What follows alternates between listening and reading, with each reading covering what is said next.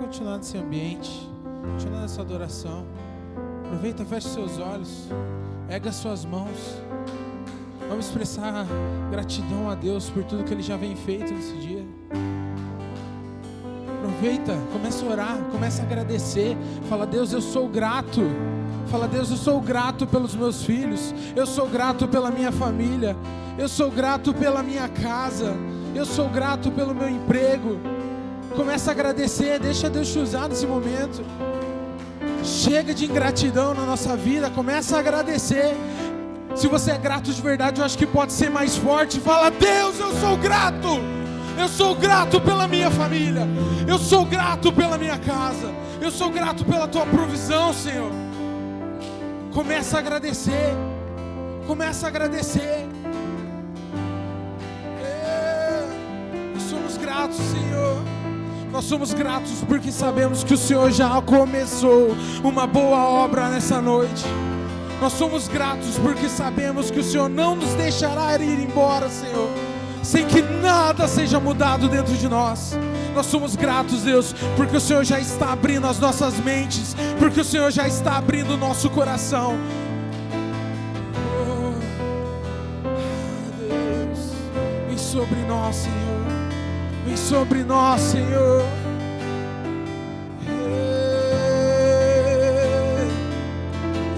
Vem sobre nós, Senhor. Sorrabassumi handere. Ele virá, soberano é.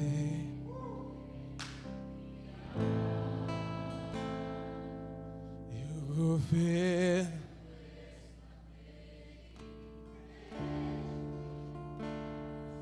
consigo.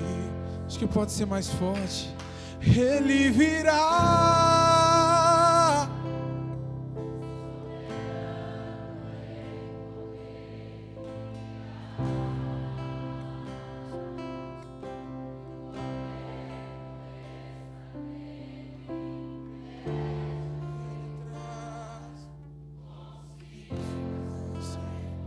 e sobre nós, Senhor, e sobre nós, Senhor.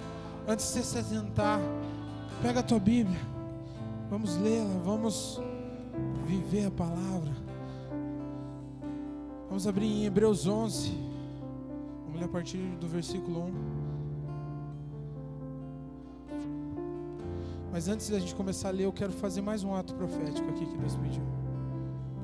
Abre aí primeiro, vamos achar o versículo, Hebreus 11. Hebreus 11. Eu já creio que Deus está fazendo grandes coisas essa noite. Eu já creio que grandes muralhas se derrubarão nessa noite. Amém. Coloca a mão sobre a sua Bíblia aí. Vamos fazer um ato profético. Repete comigo, fala: Deus, eu me comprometo a viver verdadeiramente essa palavra. Não me desviarei nunca mais dela. Não deixarei de seguir a sua vontade. Dia após dia ensinarei os meus descendentes sobre ela.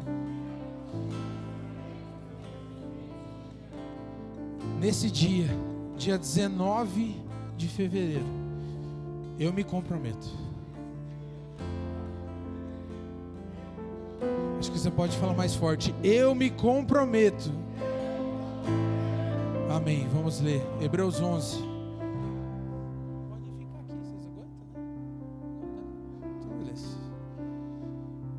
A partir do versículo 1. Se você conseguir dar um golinho no meu microfone, que eu ainda estou meio sem voz, você me ajuda. Ora, a fé é a certeza daquilo que esperamos e a prova das coisas que não vemos, pois por meio dela que os antigos receberam bom testemunho. Pela fé entendemos que o universo foi formado pela palavra de Deus, de modo que o que se vê não foi feito do que é visível. Pela fé, Abel ofereceu a Deus um sacrifício superior ao de Caim. Pela fé, ele foi reconhecido como justo. Quando Deus aprovou as suas ofertas, embora esteja morto, por meio da fé, ainda fala. Pela fé, Enoque foi arrebatado de modo que não experimentou a morte. Ele já não foi encontrado porque Deus o havia arrebatado. Pois antes de ser arrebatado, recebeu o testemunho de que tinha agradado a Deus. Sem fé, é impossível agradar a Deus, pois quem dele se aproxima precisa crer que ele existe e que recompensa aqueles que o buscam. Amém. Deus me direcionou a abordar um tema. Pode se assentar, fica à vontade. Fica à vontade. Deus me direcionou a trazer um tema aqui que Ele vem ministrado no meu coração há alguns dias. É algo que para nós é como uma doença que gera um muro na nossa vida, gera como uma muralha, como uma cidade murada, e a gente perde acesso por causa dessa doença a Deus e aos nossos irmãos. A gente se isola da nossa família, a gente se isola dentro da nossa casa e a gente perde o acesso a Deus. E hoje eu quero falar sobre o antídoto dessa doença. Essa doença é o orgulho. E Deus me mostrou que o antídoto do orgulho é a fé. Amém? O orgulho, ele tem nos afastado dia após dia de Deus. E ele tem vários sintomas, né? Já que a gente vai tratar como uma doença, cada doença tem os seus sintomas. E alguns dos principais sintomas que Deus me mostrou do orgulho e que são os mais destrutivos para nossas famílias são mentira, insatisfação, inveja, vitimismo, necessidade de aprovação, arrogância e falta de perdão. Tem muitos outros sintomas que vêm a partir do orgulho, mas esse foi o que Deus ministrou na minha vida para trazer nessa noite. Cada um desses sintomas alimenta uma atitude que é extremamente complicada, que é uma atitude de autossuficiência. A gente perde dependência de Deus, perde dependência da nossa família e a gente começa a ser um único, começa a ser um autoprotetivo, autossuficiente. A gente começa a virar um organismo vivo que não depende de nada.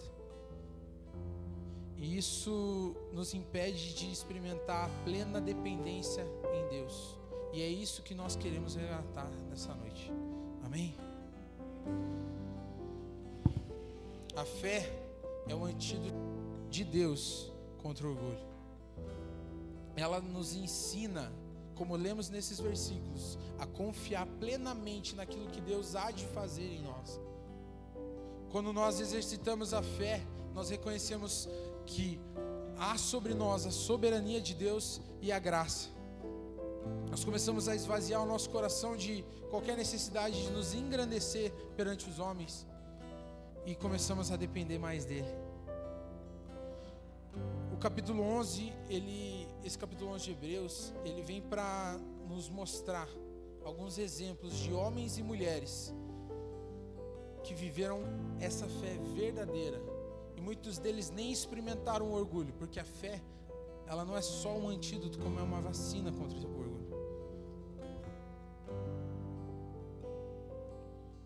E o primeiro desses sintomas que eu quero abordar é a mentira. Vamos voltar lá para o versículo 1 e 2. Ora, a fé é a certeza daquilo que esperamos e a prova do que não vemos, pois foi por meio dela que os antigos receberam bom testemunho.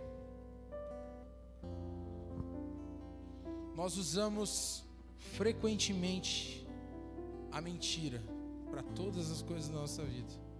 Quando a gente está desabastado de fé, a gente quer esconder falhas, quer esconder erros, a gente quer esconder uma personalidade, um sentimento errôneo, que a gente sabe que está errado, e o que a gente faz? A gente mente. A gente cria uma versão de nós mesmos que não é a real. Nós temos sentimentos que nós temos vergonha deles e por isso a gente finge ser algo que a gente não é. E isso é mentira. E a fé, como antídoto, trata esse sintoma de qual forma? Ela nos encoraja a viver a verdade. Com a fé, nós voltamos a confiar em Deus e entender uma coisa que é extremamente importante.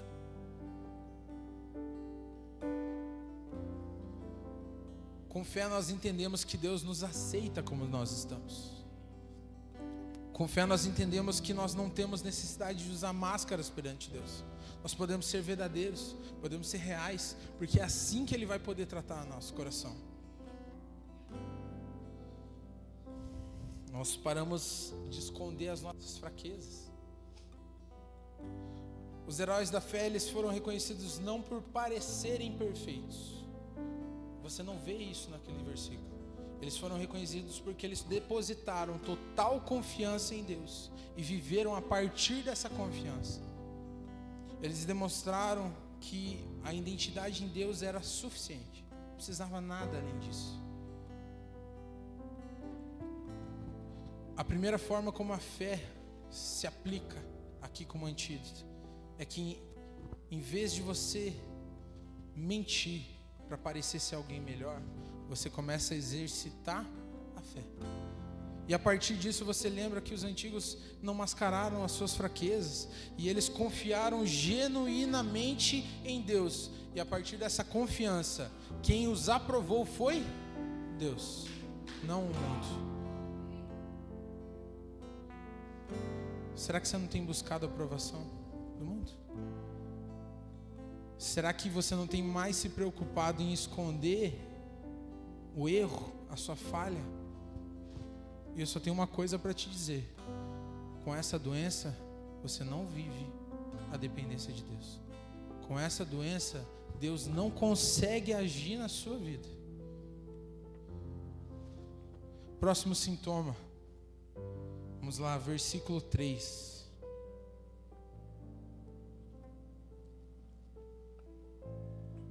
Desculpa que eu ainda estou meio sem voz, gente, perdão. Mas vamos pela fé. Pela fé entendemos que o universo foi formado pela palavra de Deus, de modo que aquilo que se vê não foi feito do que é visível. Você entendeu esse versículo? E o segundo sintoma do orgulho é a insatisfação. E essa insatisfação, ela tem uma origem mais suja do que ela. Ela vem da ingratidão. E a ingratidão, ela vem de uma coisa que a gente quase não faz, que é reclamar. Quem aqui já reclamou? Isso aí, irmão. É o primeiro passo para Deus te curar. Vocês entenderam o primeiro sintoma? Nós reclamamos constantemente. E Deus me pediu para que fizesse aquele ato de gratidão no começo, para que a gente começasse a entender o que é viver plenamente em Deus. Nós reclamamos, porque furou o pneu do meu carro, você começa a murmurar. Reclama do filho, porque o filho está gastando muito, que não sei o quê. Reclama da esposa, que a esposa não fez a janta, não sei o quê. E assim vai. E essa reclamação constante para Deus só surge como uma coisa: você está insatisfeito com aquilo que Ele proveu na sua vida.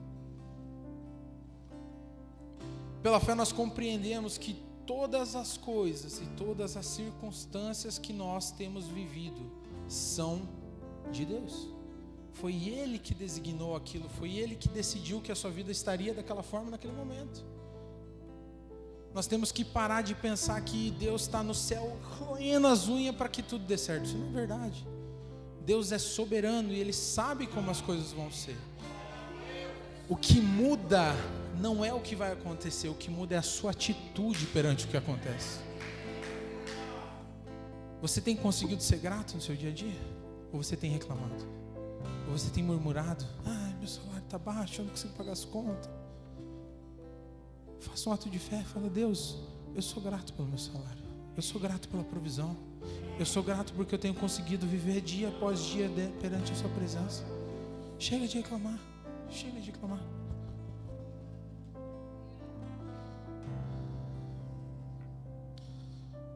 O que nós temos que entender é que a fé, ela confronta diretamente a reclamação. Uma coisa é o oposto da outra. Ao cremos que Deus é soberano e tem poder sobre todas as coisas. Nós somos levados a agradecer por tudo que Ele nos dá, por tudo que Ele nos concede, confiando em sua provisão, em vez de reclamar das situações.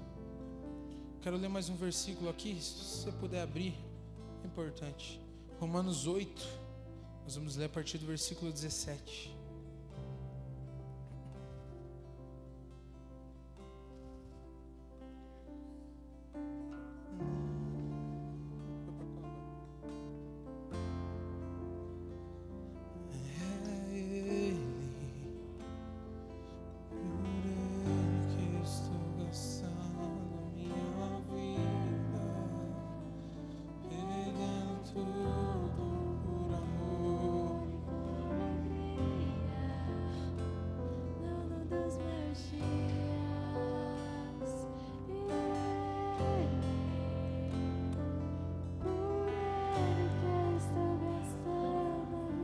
Você tem compreensão do que você está cantando? O quão forte é isso? É entender. Tá bom. Obrigado. Sou um homem sedento. Não só de água, graças a Deus. Romanos 8:17. Se somos filhos, então somos herdeiros, herdeiros de Deus e co-herdeiros com Cristo, se de fato participamos dos seus sofrimentos, para que também participemos da sua glória. Considero que os nossos sofrimentos atuais não podem ser comparados com a glória que há de nos ser revelada. A natureza criada aguarda, com grande expectativa, que os filhos de Deus sejam revelados. Entenda que ser filho de Deus é estar com Deus também em meio ao sofrimento. Mas também, aqueles que decidirem viver em meio ao sofrimento com Deus, participarão de uma glória. E uma glória que ainda há de ser revelada. E Deus fala que olhos não viram, ouvidos não ouviram o que há de acontecer. Amém?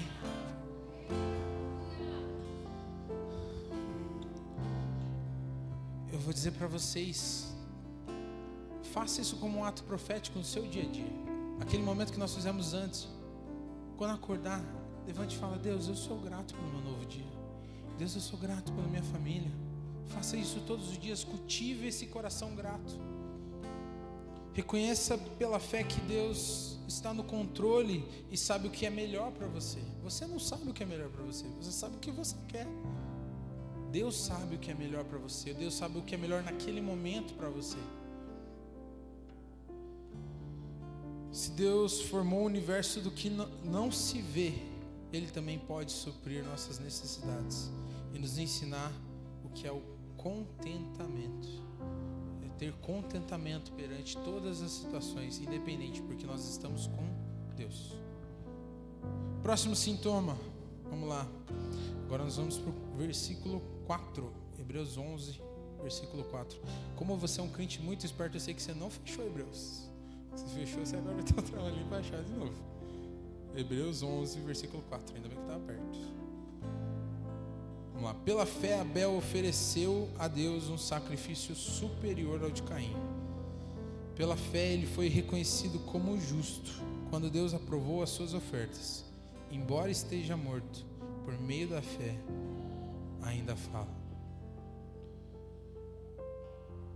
E o terceiro sintoma, que na minha opinião, Mateus 11, versículo 3, é um dos piores sintomas, que é a inveja. Ainda mais em uma era digital onde a gente fica o dia inteiro naquela porcaria do Instagram vendo, nossa, que carro bonito. A gente fica o dia inteiro só alimentando a nossa inveja, olhando o que as pessoas têm vivido e que a gente não conquistou ainda. Aí chega um irmão na igreja com um carro novo e fala, nossa, como ele conquistou isso? E a gente fica alimentando essa inveja que só está nos destruindo. A inveja nos leva a nos comparar com os irmãos constantemente, com os outros constantemente. Isso dificulta nós reconhecermos o nosso valor perante Deus. E pior ainda, nos dificulta a entender as bênçãos que Ele tem manifestado em nossas vidas. Eu quero que você entenda uma coisa nesse versículo aqui, quando ele fala de Abel. Abel, ele não ofereceu uma oferta melhor por causa de Caim. Abel olhou para Deus e falou: o que eu posso fazer de melhor para Deus? Ele não se importou. Ele não se importou com o que Caim fez.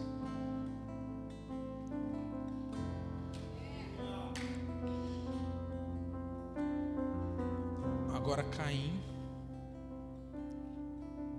olhou horizontalmente. A fé nos faz confiar que Deus nos reconhece pelo que realmente somos. Ele olha pela nossa essência, não pelo nosso externo. Ele valoriza a nossa sinceridade no relacionamento com Ele. A exemplo de Abel, em vez de ficar invejando o que teu irmão está vivendo, em vez de ficar invejando aquele influencer que você segue no Instagram, que eu falo, dá uma dica: exclui, desinstala. E eu sou um profissional de rede social, irmão, então assim, eu trabalho com isso. E a melhor coisa que eu posso dizer para vocês: não usem, se possível. Se você trabalha com isso, use só para trabalho. Se não, nem use. A melhor coisa que você vai fazer na sua vida. Para de invejar, para de olhar com desejo nas coisas que os outros têm vivido. A gente usa até versículo bíblico para dizer que não, mas isso está certo, onde eu pisar a planta dos meus pés. Aí você vai na casa do teu irmão: onde eu pisar a planta dos meus pés, terei por elas. Isso é inveja, irmão. Deus não vai te dar aquilo que Ele já deu para outro, pelo amor de Deus.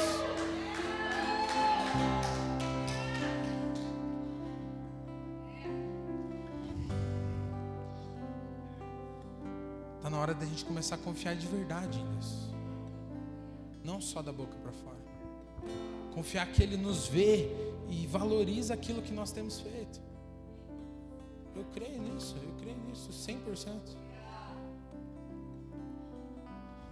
É importante a gente ver que a inveja de Caim destruiu o relacionamento dele com Deus, o relacionamento dele com seus irmãos, com seus pais, e destruiu toda uma geração.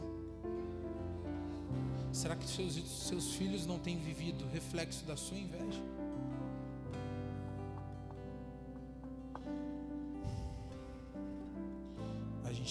É uma palavra dura, eu sei. Foi dura quando eu escrevi isso aqui, você não tem noção.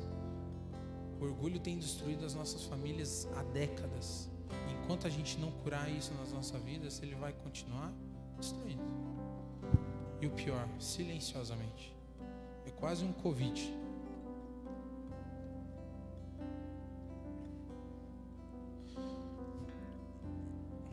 Vamos lá para o próximo versículo. Para o próximo sintoma da fé. Agora nós vamos pular para o versículo 7. O próximo sintoma, Hebreus 11, 7. Pela fé, Noé, quando avisado a respeito de coisas que ainda não se viam, movido por santo temor, construiu uma arca para salvar sua família. Por meio da fé, ele condenou o mundo e tornou-se herdeiro da justiça que é segundo a fé. O quarto sintoma do orgulho é o vitimismo. O vitimismo nos leva a viver uma vida de autopiedade. Tudo que acontece na nossa vida a gente fala: não, mas veja, eu não tenho dinheiro para fazer. Não, mas veja, eu não tenho tempo. Não, mas veja, aconteceu isso, não fui eu. Você derruba um copo e quebra, fala: nossa, caiu. Isso é vitimismo. Você fica se vitimizando: não, eu sou vítima nessa situação. Ah, não, eu não posso fazer isso porque eu sou fraco, eu não posso, eu não consigo. E a gente começa também a transferir a culpa dos nossos erros para os outros. Fala: não fui eu, Não fui eu que fiquei brabo e bati na minha mulher, foi ela que me irritou. Não sei porque eu falei isso. Quem pegou, que pegue. E a gente começa tudo fazer dessa forma. Não, eu fui mandado embora porque o patrão... Não, cara, você foi mandado embora porque você era incompetente. Porque você não trabalhava de forma correta. Porque você não era usado por Deus naquela empresa. Isso é vitimismo. Nós evitamos a nossa autorresponsabilidade. Como combater? Com fé. Não é pela fé, agiu de acordo com a orientação de Deus. Você entende que Deus pediu para Noé uma coisa que não fazia o menor sentido? Deus pediu para Noé: construa uma arca. Eu acho que Noé nem sabia o que era arca direito. Não chovia. E ele fala: não, eu construo uma arca porque eu vou mandar um dilúvio. Noé começa a falar isso para as pessoas falam: cara, você está ficando louco. Nem chover não chove, como vai ter dilúvio? Para quem estava ao redor, aquilo parecia ridículo. Só que eu tenho uma coisa para você entender. Quem tem medo do ridículo afasta o sobrenatural. O sobrenatural de Deus nunca é normal para nós. Deus não age no normal. Então, se Deus está te pedindo algo que parece ridículo, faça, porque o sobrenatural virá. E a gente fica se vitimizando. Deus manda, fala com aquele irmão, fala com aquela pessoa no ônibus, e você não fala: não, Deus, eu vou ficar envergonhado. Não, Deus, eu vou parecer ridículo. Você deseja viver o sobrenatural de Deus? Então obedeça, ainda que pareça ridículo.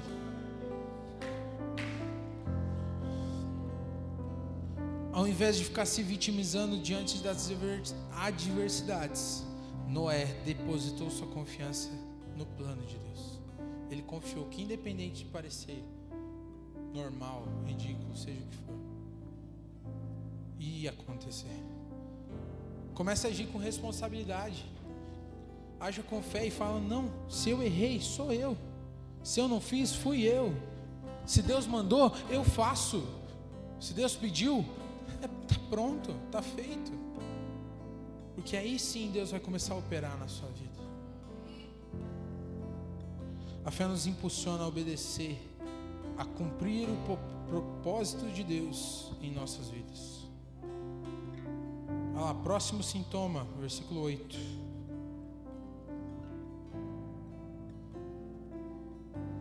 Gente, tá certo esses 6 minutos? Vocês não vão ficar bravos se eu passar um pouquinho, né?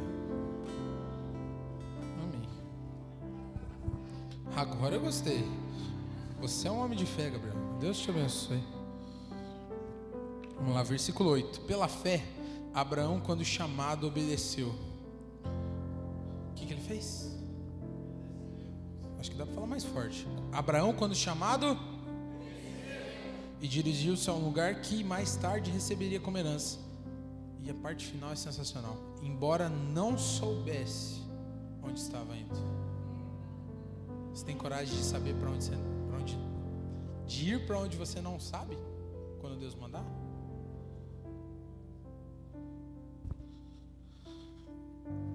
E o próximo sintoma que eu quero trabalhar aqui com vocês é o sintoma da necessidade de aprovação. E onde nós enxergamos esse sintoma aqui? Abraão, quando Deus mandou, ele não pensou assim: não, mas o que as pessoas vão pensar de mim? Não, mas os meus pais, o que eles vão pensar de mim? Não, mas a minha terra, o povo da minha terra vai pensar o que de mim? Abraão não pensou isso, ele só obedeceu. E essa necessidade por aprovação nos desvia da vontade de Deus. Nós colocamos opiniões alheias acima da direção de Deus. Eu não estou dizendo para você não ouvir quando alguém fala de Deus para você. Eu creio que Deus usa pessoas para transferir a sua palavra. Isso é inegável. Só que muitas vezes a gente coloca pessoas, conselhos que vão contra a palavra de Deus, contra a nossa direção, porque a gente fica com vergonhinha, porque a gente fica com medo. Não, mas as pessoas estão dizendo que o que eu estou fazendo não faz sentido. Se Deus mandou, cara, faça. Deus vai usar pessoas para falar com você, sim, e a gente sabe quando vem de Deus, porque principalmente quando vem de Deus não é o que a gente quer. Abraão seguiu os chamados de Deus mesmo sem compreender completamente o destino. Sua obediência demonstrou que a validação verdadeira vem de Deus e não do reconhecimento humano. Eu acho que está dando microfonia no meu microfone, gente. A fé reforça que nosso valor e identidade estão firmados em Deus e não na aprovação dos outros. Comece a priorizar a vontade de Deus na sua vida. Fala, Mateus, mas eu não sei qual é a vontade de Deus na minha vida. Talvez não é que Deus não falou, mas você não parou para ouvir. Deus direciona pessoas para nos falar. Deus fala o tempo todo. A gente que não ouve, a gente que não para ouvir, porque a gente está muito ocupado trabalhando, estudando, seja lá o que for, a gente não dá tempo para Deus. Deus fala. Confie na direção divina e deixe para trás as seguranças e opiniões humanas. Eu não sei se você já leu Gênesis 12, mas eu vou ler aqui para nós termos uma noção do que Abraão deixou para trás nessa direção de Deus. Aqui Gênesis 12, do 1 ao 3 nós vamos ler. Se você quiser abrir, fica à vontade, mas eu já vou lendo. Então o Senhor disse a Abraão: saia da tua terra, do meio de seus parentes e da casa de seu pai, e vá para a terra que eu lhe mostrarei. Farei de você um grande povo e o abençoarei. Tornarei famoso o seu nome e você será uma bênção. Abençoarei os que o abençoarem e amaldiçoarei os que o amaldiçoarem. E por meio de você todos os povos da terra serão abençoados. A partir do versículo 2 você vê só a bênção. Mas quantos de nós está disposto a viver a condição? Deus promete muitas coisas na nossa vida, mas Ele sempre dá uma condição. Ele fala: eu vou fazer isso na sua vida, mas vai e faça tal. Eu recebi uma promessa um dia na minha vida. Veio um pastor, ele falou, ele perguntou para minha mãe, ele falou, ele fala inglês? E a minha mãe respondeu: ainda não. Ele falou: então faça ele aprender, porque quando ele aprender, eu vou levar ele para as nações. E eu falei por muito tempo, eu não entendi isso. E graças a Deus, Deus me deu entendimento, ainda essa semana, a respeito dessa promessa. Mas Deus, Ele promete coisas na nossa vida, o tempo todo. Ele promete: eu vou usar você para isso. Só que, cara, para eu te usar lá, você tem que obedecer. Você tem que fazer algo. Você tem que tomar um primeiro passo. E é esse primeiro passo que a gente não quer tomar. Abraão estava o quê? Na zona de conforto dele. Ele estava na sua terra, com os seus parentes, na casa do seu pai. Deus falou: cara, eu vou fazer uma multidão a partir de você. Só que para isso você tem que sair da sua zona de conforto. Está disposto a sair da sua zona de conforto? Está disposto a sair do que parece ser mais simples, mais fácil, para que Deus possa cumprir de fato a promessa dele na sua vida? Você está preso a coisas tão simples, tão terrenas, e deixa de viver a vontade de Deus por causa delas. Só eu que percebo a discrepância? Você deixa de viver o sobrenatural por causa do sobrenatural. Ah não, mas veja, eu tenho uma casa aqui já, eu vou ter que vender para poder viver. Não, mas veja, eu tenho meu trabalho, eu vou ter que ter que pedir folga para servir. Você vê teu irmão morrendo e você fala: não, mas eu não posso ajudar, porque eu tenho que bater o ponto na empresa.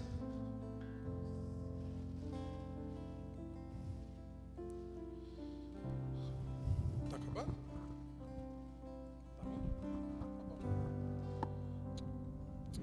Esse tá meio estranho, meio grave. Ei. Próximo sintoma. Agora a gente vai pular um pouquinho, Hebreus 11, 24. Tira um pouquinho do grave para mim, fazendo favor.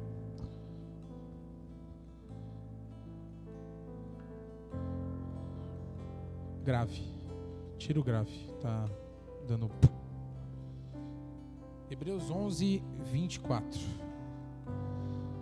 Pela fé, Moisés, já adulto, recusou ser chamado filho da filha de Faraó, preferindo ser maltratado com o povo de Deus, a desfrutar os prazeres do pecado durante algum tempo. Próximo sintoma do orgulho é a arrogância. E a arrogância, ela nos impede de reconhecer os erros.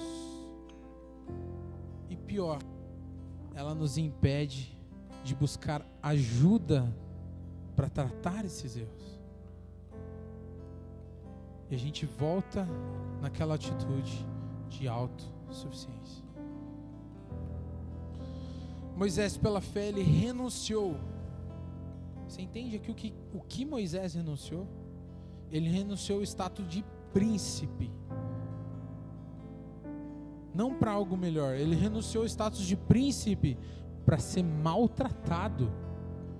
Porque ele entendia o lugar dele em Deus. Ele entendia a qual povo ele fazia parte. Você está disposto a fazer trocas assim? Ou você acha que Deus só vai te colocar no trono mais alto? Deus nunca prometeu isso na Bíblia.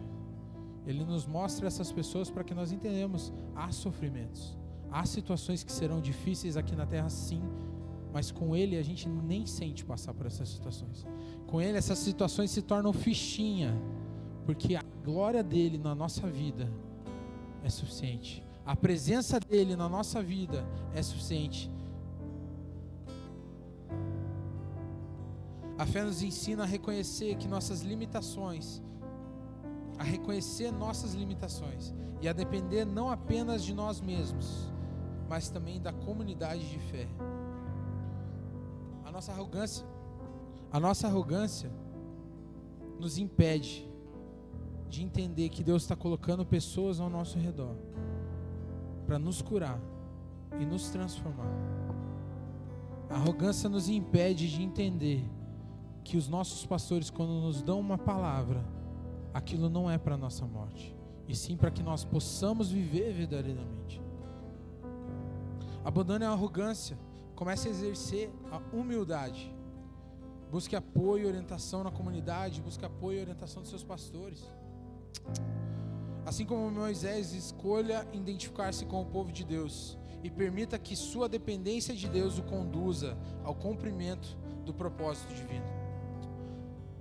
Vamos para o último sintoma, e eu prometo que logo eu encerro. Versículo 31. Hebreus 11, 31.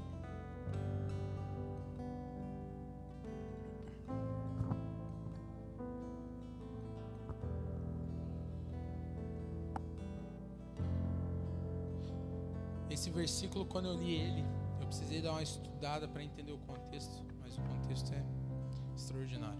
Pela fé, a prostituta Raabe, por ter acolhido os espiões, não foi morta com os que haviam sido desobedientes.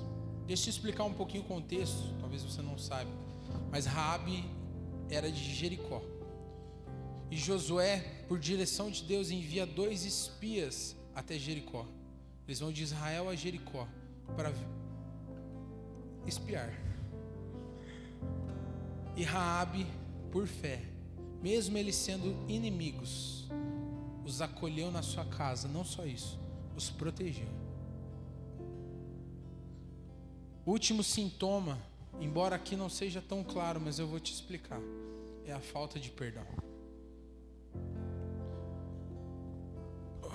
Você conseguiria acolher na sua casa aquele que você acha que te machucou? Você tem exercido perdão pela vida dessa pessoa? Você conseguiria acolher na sua casa alguém que te ofendeu? Alguém que muitas vezes tirou algo de você? Raabe aqui, ela está exercendo o poder do perdão. Pela fé. E pela fé, além de ela ter feito tudo isso, ela foi poupada, porque aqueles que agiram igual a ela, muitos foram mortos, mas por fé ela foi poupada da morte.